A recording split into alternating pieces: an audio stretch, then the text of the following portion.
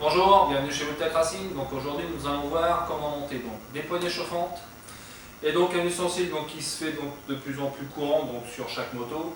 Ce sont donc tout simplement donc ou des prises USB ou tout simplement donc des prises allume-cigare pour tout ce qui est connectique, téléphone, GPS, etc., etc. Donc évidemment toujours donc des outils donc déjà adéquats par rapport à votre machine. Tournevis, clé Allen, outil indispensable donc c'est un multimètre, d'accord, et une pince. Donc aujourd'hui nous avons un 750Z pour faire la démonstration. Actuellement donc j'ai évidemment enlevé le réservoir, ça donne rien donc de montrer comment enlever un réservoir. Déjà dessus actuellement vous avez un support donc téléphone ou GPS. On va rajouter la paire de poignées chauffantes et la prise allume-cigare qui va servir donc pour alimenter donc le GPS.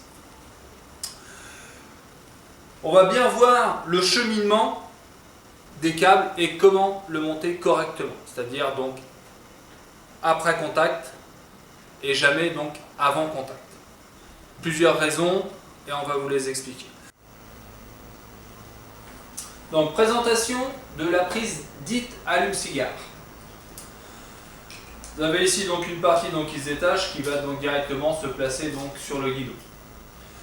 C'est une prise donc étanche, bien évidemment. Vous voyez, système de caoutchouc qui vient donc se refermer dessus. Ici,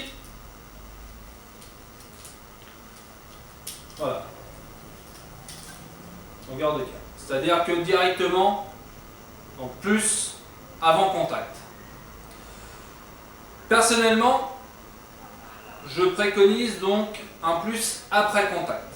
Pour la simple et bonne raison, c'est que quand vous le branchez donc plus avant contact, n'importe qui, d'accord, peut se servir de la prise allume-cigare et éventuellement quand vous arrivez, vous n'avez plus de batterie. Ou si vous avez vous-même un oubli, d'accord, ou X raison, vous n'avez plus de batterie. Donc là, la seule personne qui peut se servir donc de la prise dite allume-cigare, c'est vous-même. Pourquoi? Parce que il faut mettre la clé dans le contacteur et mettre tout simplement donc sur on pour que ceci fonctionne. Personnellement aussi, je préfère le brancher donc sur la boîte à fusible que directement au Neyman. Déjà parce qu'au niveau travail, donc ça demande moins de travail que de démonter donc tout l'avant et d'aller chercher donc le plus donc après contact sous le Neyman. Donc là, explication, on va voir ensemble le contenu donc du kit donc de poignée chauffante. Donc là, donc modèle Hot Grip. Il y a plusieurs marques, donc, mais le principe de toute façon, lui, reste le même. À l'intérieur de celui-ci, c'est le client qui l'a amené, vous avez donc absolument tout pour pouvoir monter donc correctement vos poignées chauffantes. Donc là, le système on-off moyen, donc pour voir le potentiomètre des poignées.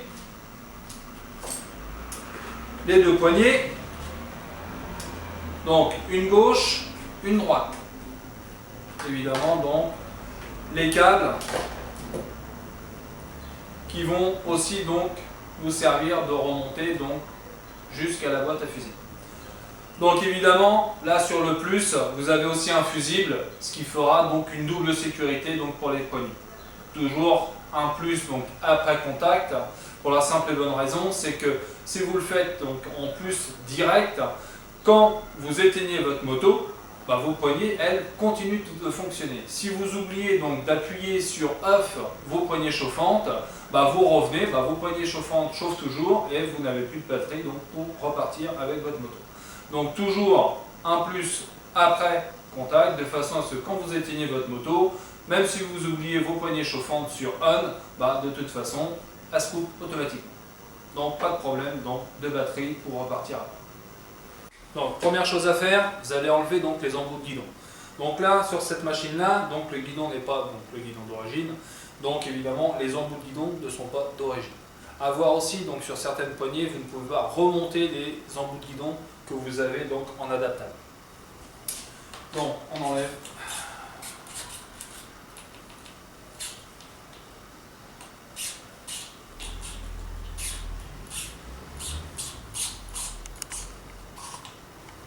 Les embouts.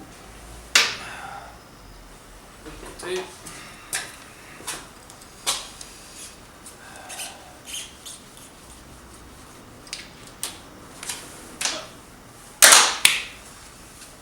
Donc petite astuce pour ceux qui ont un compresseur, c'est beaucoup plus simple de les enlever de cette façon-là. Ça vient seul et ça vient tout seul. Pour ceux qui n'ont pas de compresseur, éventuellement vos poignées, vous allez les mettre à la poubelle, donc vous les coupez tout simplement et vous les enlevez.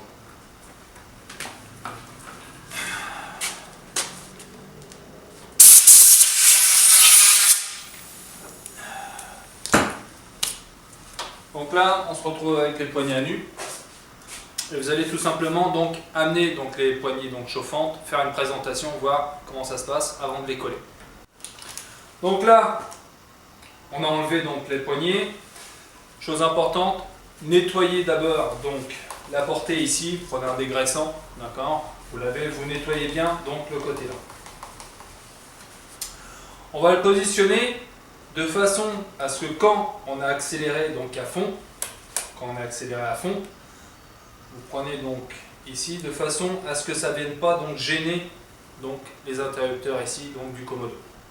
Donc quand on revient, on sait que la poignée devrait être donc ici, de façon à ce que quand on accélère, on est à fond, ça soit correct au niveau donc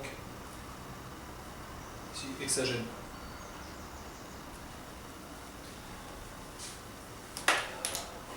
Votre poignée est montée, elle revient correctement. Il n'y a rien qui gêne. Vous allez voir par la suite, donc, si votre embout de guidon adaptable peut se remonter ou pas.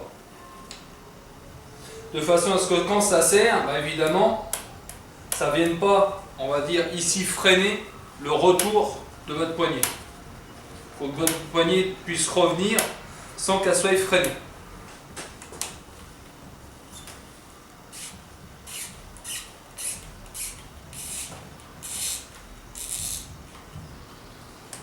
Vous voyez? Donc là, c'est pas bon. Pourquoi? Parce qu'on vient mettre donc, en pression la poignée. Donc, ça ne va pas.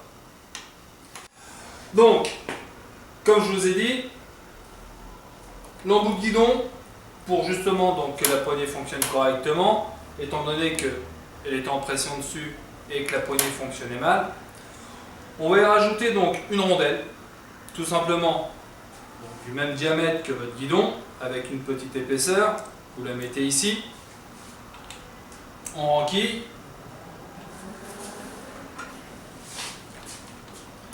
Vous resserrez. Voilà. On va bien serrer de façon à bien voir donc, si tout fonctionne correctement, étant donné que c'est votre sécurité donc, qui est en jeu. À partir du moment où vous l'avez bien serré, voilà, vous contrôlez que votre poignée fonctionne correctement. À partir du moment où votre montage à blanc, étant donné que toujours faire un montage à blanc avant donc, de tout verrouiller, on redémonte.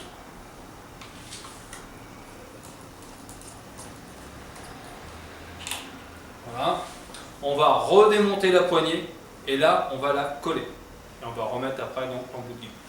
Donc là, vous avez monté le commodo donc, sur la patte et évidemment, chaque moto est différente, donc il va falloir adapter la position, donc l'endroit où vous allez mettre donc, le commodo.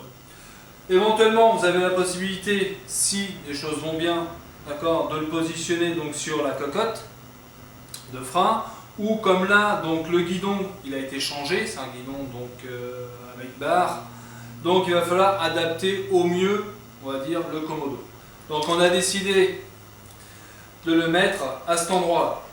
Vous avez une vis ici donc sur la barre de renfort donc, du guidon et on va le mettre ici.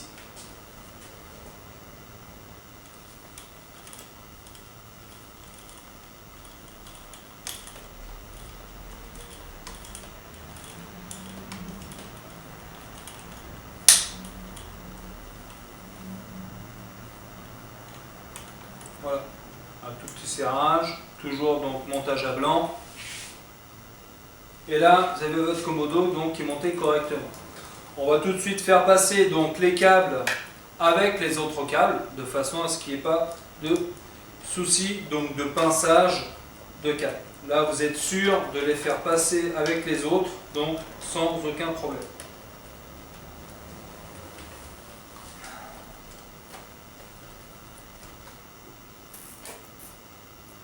Voilà.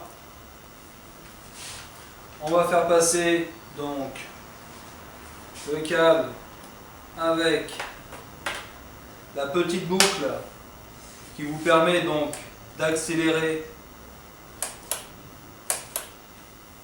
ici. On fait passer exactement le câble avec les autres pour être sûr du bon fonctionnement. Vous faites la même chose de l'autre côté et là après on va pouvoir donc finir le câblage. Donc, comme dit au départ, vous avez fini donc de positionner le montage à blanc, toujours, d'accord, des poignées du Komodo. Sur la moto, donc le client nous a demandé donc de positionner aussi donc la prise allume-cigare, ce que nous allons faire toujours donc sur un montage à blanc. Donc on va positionner donc l'allume-cigare sur le guidon ici. On va passer donc le câble, d'accord, qui vont rejoindre les autres câbles qui vont être branchés au même endroit. Et suite à ça, je vais vous montrer comment repérer donc le plus après contact au niveau donc du faisceau pour avoir donc la bonne longueur donc de câble, car là par exemple en regardant quand vous le positionnez, vous êtes court. Donc on va faire en sorte de prendre le plus après contact à un endroit spécifique de façon à ce qu'il y ait suffisamment donc de longueur de câble de la prise allume-cigare comme des poignées chauffantes. Donc on va démonter là la demi-coquille.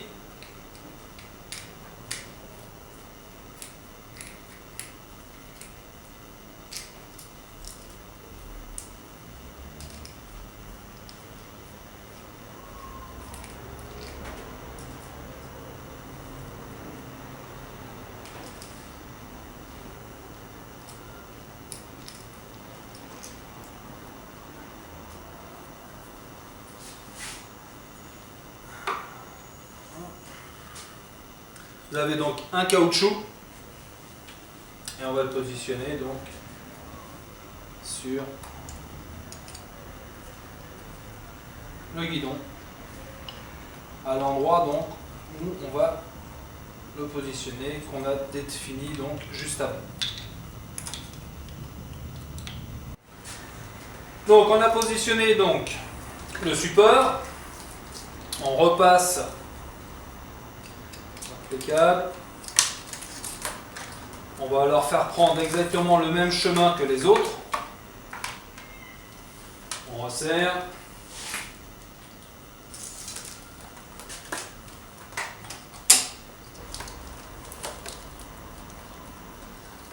Voilà.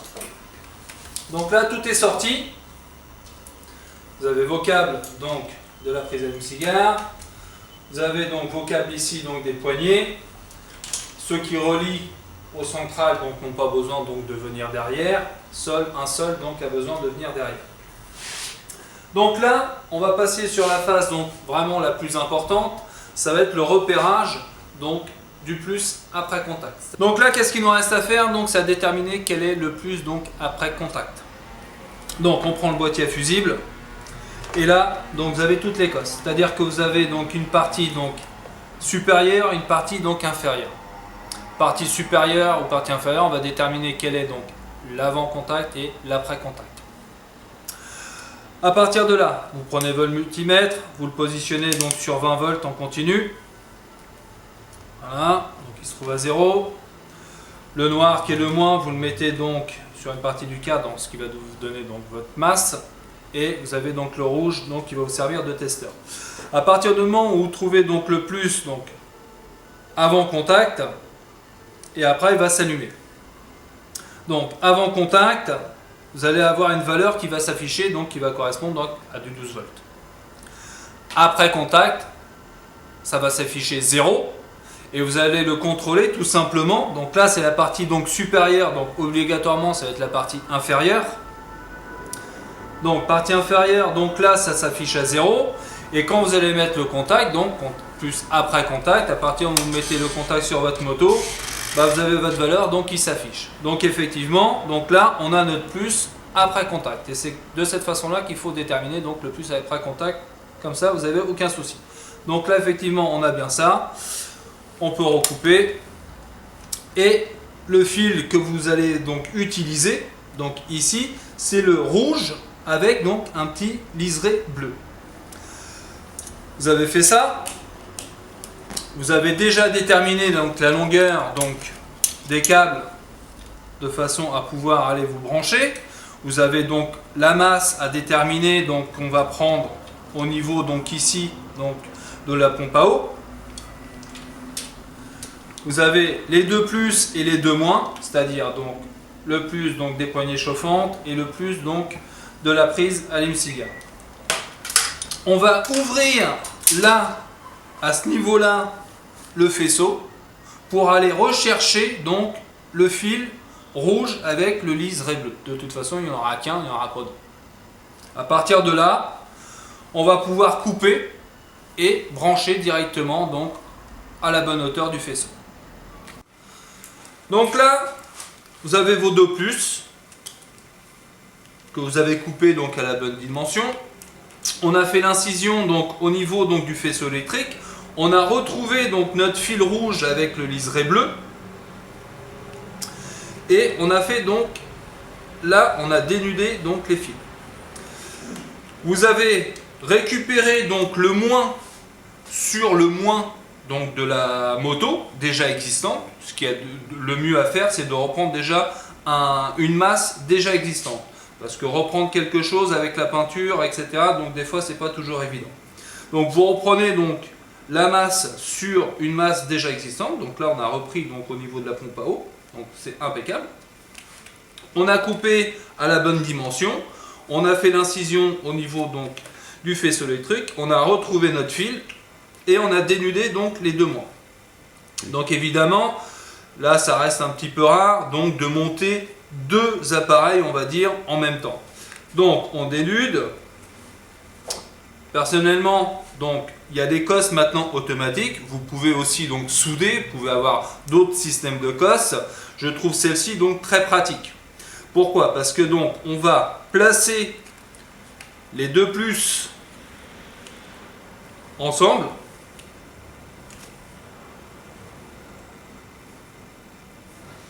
Vous avez ici, j'espère qu'on va le voir suffisamment bien, un compartiment donc d'entrée avec une petite butée ici. Vous allez donc placer, et le fil donc qui est du faisceau, vous allez le placer en travers. Et à partir de là, on va refermer donc le système et tout va se connecter en même temps.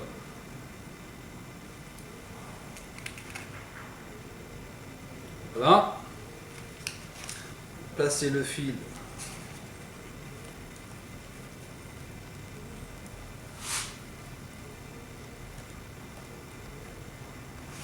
Ici, l'autre ici. Donc voilà, donc on a bien serré. J'y ai mis un petit coup de pince quand même pour que, on va dire, la partie donc métallique prenne bien donc les câbles. À partir de là, on tire un peu, vous voyez, impeccable. On va faire maintenant le contrôle, comme quoi donc le fonctionnement des poignées chauffantes donc s'allume bien, et évidemment donc de la prise allume-cigare qu'on a positionnée de l'autre côté. Donc on met le contact.